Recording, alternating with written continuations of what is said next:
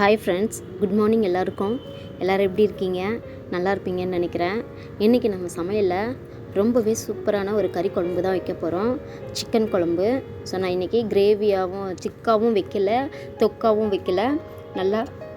நல்லா இட்லி பூரி சப்பாத்திக்கு நம்ம நல்லா தளர ஊற்றி சாப்பிட்ற மாதிரி ஒரு குழம்பு தான் வச்சுருக்கேன் ஃப்ரெண்ட்ஸ். வாங்க இந்த குழம்பு எப்படி செய்யலான்றத நம்ம பார்க்கலாம். ரொம்ப டிஃப்ரெண்ட்டாக இருக்கும், ட்ரை பண்ணி பாருங்கள். இப்போ ஃபஸ்ட்டு மசாலா வறுத்துக்கலாம். ஒரு சின்ன கடாய் அடுப்பில் வச்சுட்டு ஒரு கைப்பிடி அளவு மல்லி விதைகள் போட்டுக்கிறேன், தனியா.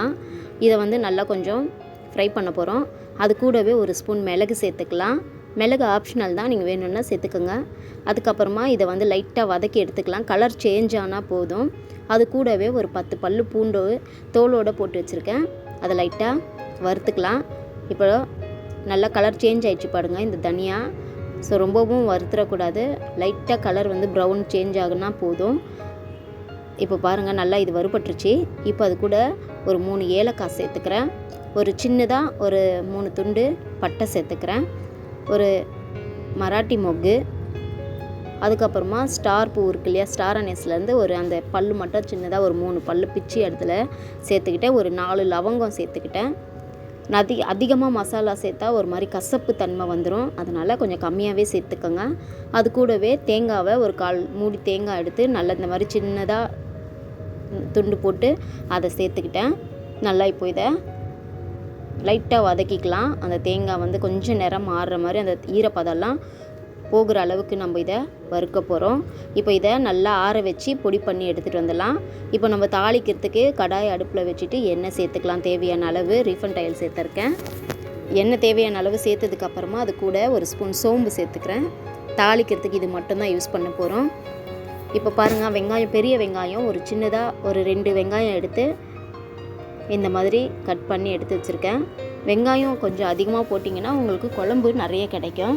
ஸோ உங்களோட குவான்டிட்டிக்கு ஏற்ற மாதிரி நீங்கள் சேர்த்துக்கோங்க.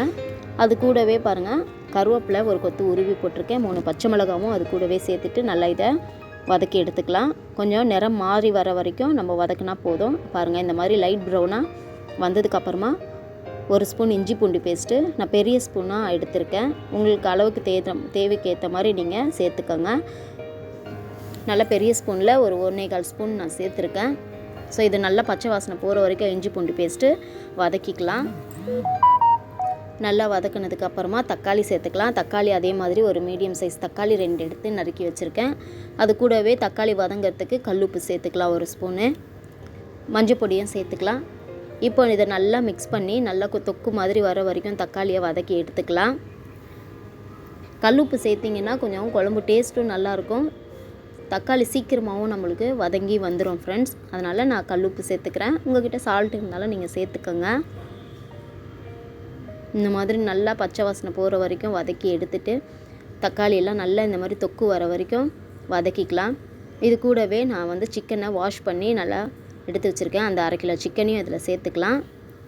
1/2 கிலோ சிக்கன் சேர்த்துட்டு நல்லா இதை வதக்க போகிறோம். அது கூடவே பாருங்கள், ஒரு 2 உருளைக்கிழங்கு சேர்த்துருக்கேன். உருளைக்கிழங்கு சேர்க்கும்போது குழம்பு டேஸ்ட்டு நல்லாயிருக்கும், பிள்ளைங்களுக்கு ரொம்ப பிடிக்கும். நான் கறியில் உருளைக்கிழங்கு முருங்கைக்காவும் சேர்த்தாலும் நல்லாயிருக்கும் இந்த குழம்பு. நான் எப்போவுமே குழம்பாக வச்சேன்னா கொஞ்சம் தண்ணியாக குழம்பு வைக்கும்போது இந்த மாதிரி உருளைக்கிழங்கு, அதுக்கப்புறமா முருங்கைக்காய் இது எல்லாமே சேர்த்துப்பேன். இப்போ முருங்கைக்காய் இல்லை, அதனால் வெறும் உருளைக்கிழங்கு மட்டும் நான் சேர்த்துருக்கேன்.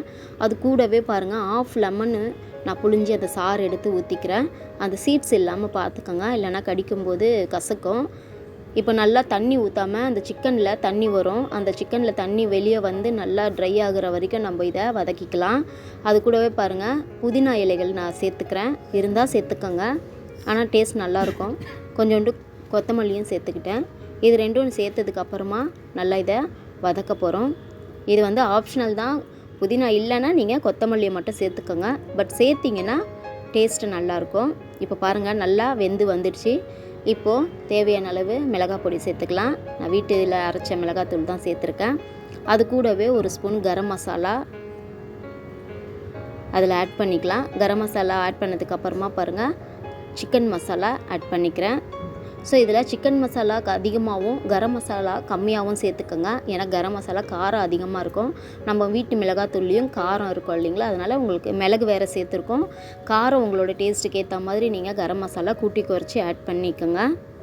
இப்போ நல்லா இந்த பொடியெல்லாம் நல்லா பச்சை வாசனை போகிற வரைக்கும் வதக்கிட்டோம். எண்ணெய் மேலே திரிஞ்சு வருது பார்த்திங்களா. இப்போ இந்த ஸ்டேஜில் நம்ம தண்ணி ஊற்றிக்கலாம். இது வரைக்கும் நம்ம தண்ணி சேர்க்கலை. அந்த சிக்கனில் வர தண்ணியே நம்ம நல்லா ட்ரை பண்ணி எடுத்தாச்சு. சிக்கன் ஆல்மோஸ்ட் பாதி வெந்துடுச்சு. இப்போ தேவையான அளவு உங்களுக்கு குழம்பு எவ்வளோ தேவையோ அந்த அளவுக்கு நீங்கள் தண்ணி ஊற்றிட்டு நல்லா கொதிக்க வச்சுக்கோங்க.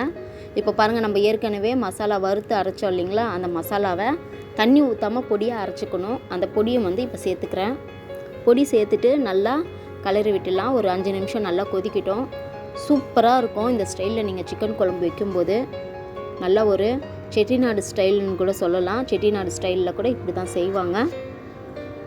பட் ஆனால் இன்க்ரீடியன்ட் கொஞ்சம் முன்ன பின்ன எப்படி சேர்க்கணுன்றதை நான் மறுபடியும் ஒரு வாட்டி செட்டிநாடு சிக்கனை உங்களுக்கு கிளியராக நான் செஞ்சு காமிக்கிறேன் ஃப்ரெண்ட்ஸ். ஆனால் பட் இதுவும் அந்த ஸ்டைலில் அந்த டேஸ்ட்டில் வரும். அவ்வளோதான் ஃப்ரெண்ட்ஸ். ரொம்ப சூப்பராக நம்மளுக்கு கறி குழம்பு ரெடி ஆகிடுச்சு. சாதம் வடிச்சிட்டேன். இப்போ பார்த்தீங்கன்னா ஆல்ரெடி ரசம் வச்சு நம்ம இறக்கி வச்சுருந்தேன்.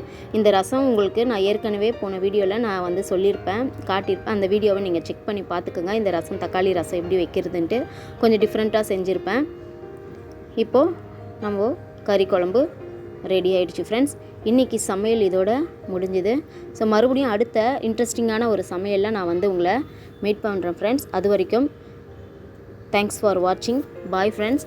வீடியோ பிடிச்சிருந்ததுன்னா லைக் பண்ணுங்கள், ஷேர் பண்ணுங்கள். உங்கள் ஃப்ரெண்ட்ஸ் அண்ட் ஃபேமிலிக்கு மறக்காமல் ஷேர் பண்ணி விடுங்க. சப்ஸ்கிரைப் பண்ணுங்கள் ஃப்ரெண்ட்ஸ்.